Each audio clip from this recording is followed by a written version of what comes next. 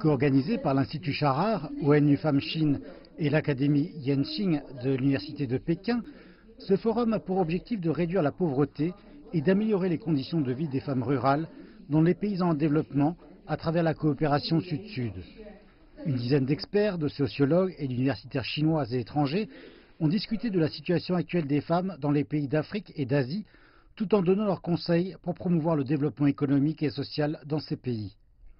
Zhang Guobing, secrétaire général de l'Institut Charar, a souligné l'importance des organisations non gouvernementales dans la coopération sud-sud. Charar Institute, c'est une organisation non gouvernementale. Mais je pense que dans le monde à l'heure actuelle, non gouvernementale, l'organisation peut jouer un rôle très important dans presque tous les domaines. Surtout, je pense que pour la coopération du Sud-Sud. Julie Broussard, directrice d'ONU Femmes Chine, a salué les progrès faits par la Chine dans la promotion de l'égalité des sexes, surtout dans l'éducation des filles de milieu rural. Elle espère que le gouvernement, les entreprises et les ONG chinoises pourront partager leurs expériences réussies avec d'autres pays. Je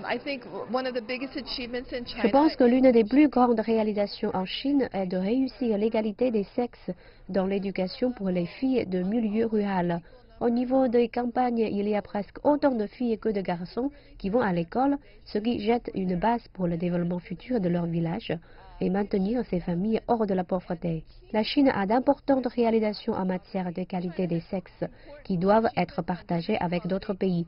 Donc, il faut parler de l'importance de l'éducation des filles, il faut parler de l'importance de la direction par les femmes, il faut parler de l'importance des femmes dans la force de travail salariée. Les femmes ne font pas seulement du travail non rémunéré à la maison, mais appartiennent à la main-d'œuvre rémunérée et contribuent à l'économie nationale. Elle a également remarqué que réaliser l'égalité entre les sexes est essentiel pour parvenir à un développement durable, notamment dans les régions rurales.